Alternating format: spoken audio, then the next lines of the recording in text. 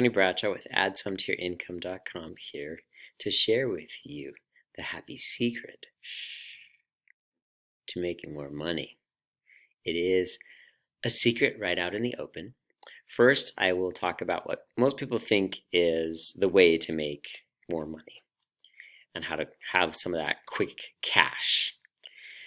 I will share a little bit of how I had doubt about this secret actually working, and then how I worked through my doubt to find that it actually works. First up, my little cursor out of the way, looked like it was right on my head. The reasons that, or the ways that a lot of people think they're going to get quick money. These are three ways that people think they're just going to make lots of money. And it'll often be said, it can be said just really quickly and flippantly and joked about. These are not the secrets. All right. So winning the lottery. The odds are you are spending more money than you'll make, and then a lot of lottery winners actually aren't happy about that whole situation, getting lots of money. They do studies on it of you end up with relatives asking for as much or more than you actually earn. You end up, when you those like multi-million-dollar winners, you end up changing your lifestyle so much and trying to join into the life of the rich, and then the rich don't really respect you because you won the lottery. Like that is not the happy secret. That's a way to make money and have money made, and it has to be counted as money made. It's really kind of even tricky for me to talk about. And I put together a speech. I'm not getting into this. I'm not going to go down this bunny trail about what the lottery income is considered. That's not the point of this video. It's not winning the lottery. I mentioned the relatives asking for money. So it's not having a rich relative who dies and leaves you lots of money. Sometimes that happens, and sometimes you just happen to be in that family and you have lots of money, and that happens, but it's not the happy secret. That sometimes isn't actually as great because you inherit a lot of money. I was reading in a book about, it's called The Happy Way to Giving. I'm messing that up anyway. The Giving Way to Happiness. That's what it's called. And it was talking about how, like, the Rockefeller family got lots and lots of money inside of their family, and they have 6 houses, but they're very unhappy because they are being owned by their houses. They go place to place, and they're just like, they have to live that life, and they don't want to. The book was focusing on one of the grandchildren or great-grandchild who was choosing not to live as a Rockefeller and make it on his own, and was very happy in living his life and fulfilling his purpose and giving away money, and that it was just really working for him. So that is not the happy secret. The third thing that is not the happy secret is to win your lawsuit, right? I'm going to go sue someone over something and get lots of money. None of these are the happy secret. This is the happy secret to making more money. Give. That's it. That is the happy secret to making more money. That is the thing I doubted when I first was reading it. I would read it over and over. The rich give, the rich give, the rich give. When you give, you get richer. I finally got it when I was reading a book called The Paradox of Generosity. The Paradox of Generosity book, the subtitle is Giving We Receive, Grasping We Lose. When you try to grasp more and more money, I talk about money, and yet if your focus is only on getting more money, more and more money, more,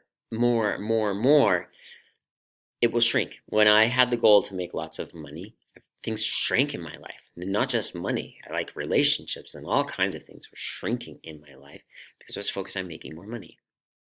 My focus now is to help people to know how to make more money. When you're focused on helping others, then you'll see your increase happening.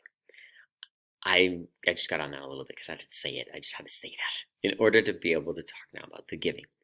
I was skeptical reading this until finally it clicked in my brain. The rich give.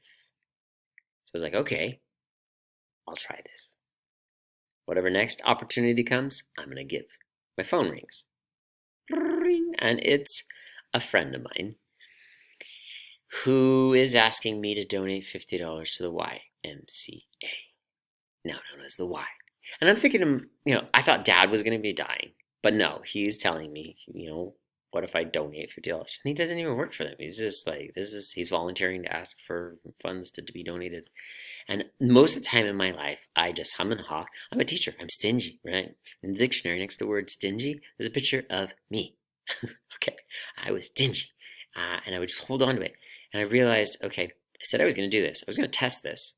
And now this challenge came up. So I said, I'll do it. But he could tell I was really like humming and hawing and trying not to. And he says, you know what, we can put this off a few months. And I was very grateful. And so I give. I give that $50. I convinced the financial budget committee.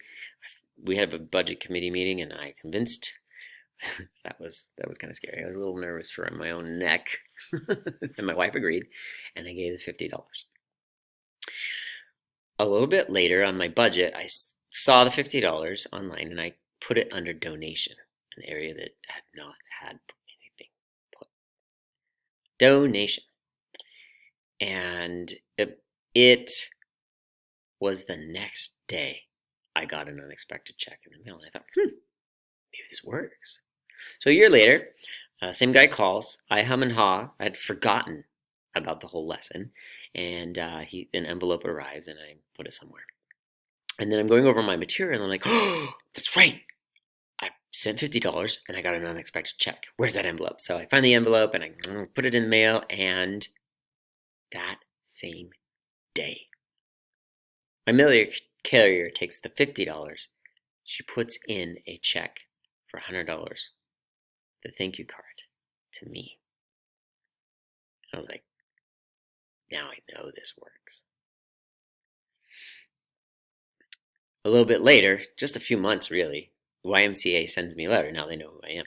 And they ask me to support back to school and backpack. And I'm like, oh, I'm a teacher. And okay, yes. And I know that this comes back. When I give, I receive more. And so I decide I'm going to do this. And I write the check for $45.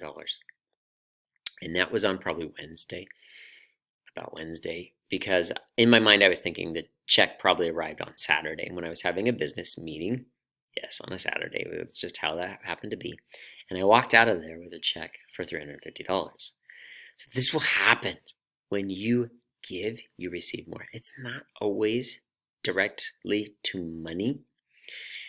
It can and often is when you track it. For example, one year I convinced my wife to sell her artwork at an event. We didn't make very much money. And actually, we were planning to get all the profits. So we'd pay for expenses, and then all the profits would be donated right back into the school to help students. We thought it'd be great. And we hardly saw any money. It was just one of those ideas.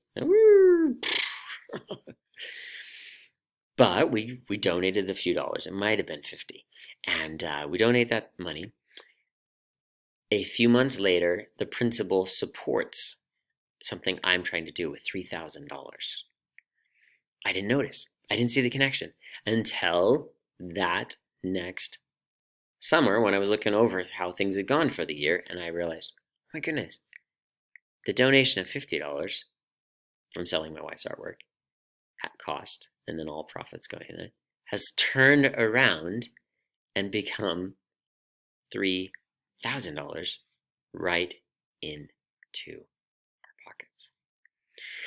I have seen many times when I've given and it's not been money, and I give, this is part of that secret, giving, and I receive money back. For example, I had someone who was about to become a teacher, and her mom contacted me saying, hey, would you meet with her and help her out and see if she can get somewhere? And I reply, and we schedule it, and she arrives. I say, bring a thumb drive. I want to share with you a lot of files. And we spend not even an hour, and her mom writes a check for $100. Like, whoa, you know what? No one else even replied. I appreciate your time. I know you're away from your wife and kids. Here's $100. I'm like, wow, I was just helping her out. I remember another time I was helping a teacher within the school district, and I said I'd help, and we finally lined up, and I got over there. I helped her for just less than a half hour. At another meeting, because we had a meeting together, she gave me a thank you note with $30 inside. I just helped her with what she needed help with. And then money came back to me. So your giving doesn't necessarily have to be just giving money. The happy secret to making more money is giving. I look forward to seeing you on the other side.